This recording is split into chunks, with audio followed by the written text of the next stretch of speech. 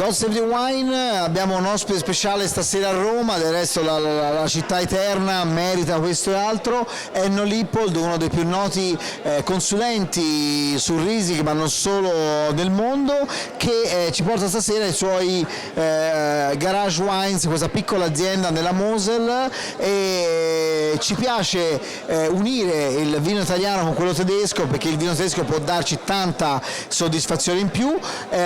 Quindi parliamo innanzitutto la vendemmia, quindi let's talk about the harvest. Okay, it's not yet started, but a little bit forecast of this the next harvest. Okay, the Riesling is now in a good position. Il Riesling ora è in buona condizione, in buona posizione. Adesso we are waiting that the grapes are getting ripe without rain. Ok, non sta piovendo per fortuna e stiamo appunto aspettando la maturità giusta, ma i primi a essere vendemmiati sono i cabinet, no? Cioè i cabinet più o meno quando si vendemmina. How will be harvested the cabinet? We predict that the cabinet, the lowest level of must wait, Oechsle, we are going to harvest middle of October. Ok, quindi pensate che i Riesling, quelli meno maturi, cioè quelli che sapete che in Germania i Riesling e la maturazione delle uve si misura in gradi Oechsle, cioè la densità giustamente, e si parla di metà ottobre, quindi siamo ancora, cioè è come se fossimo a parlare di Sangiovese a luglio, quindi siamo molto avanti, quindi comunque si parla da metà ottobre in poi, e quindi insomma per ora la stagione sta andando bene, non ci sono piogge, non ci sono muffe, no mildew, no problem whatsoever. So if the season is going to be dry without heavy rains, then after the harvest of Cabinet, 15th of October, we are going to see Spätlese 1 week to 10 days later.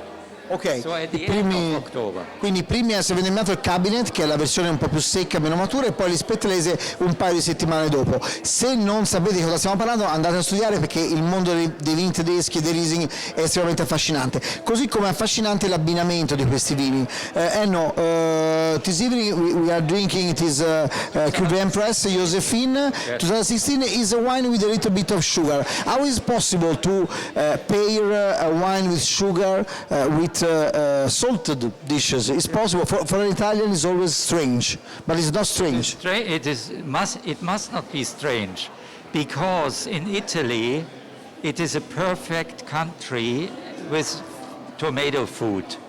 Every day tomato. What is tomato? In principle it is sugar and acidity in one dish, in one fruit.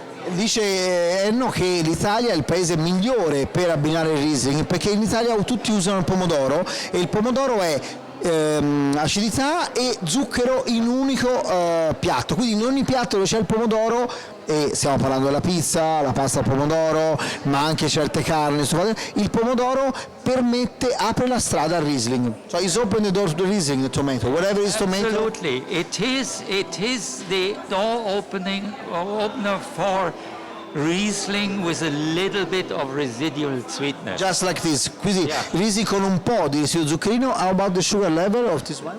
This is 28 grams. Ok, 28 grammi, che normalmente renderebbero un vino molto dolce, ma con l'acidità del Riesling lo rendono appena percettibile. Quindi un grandissimo vino e molto divertente da abbinare.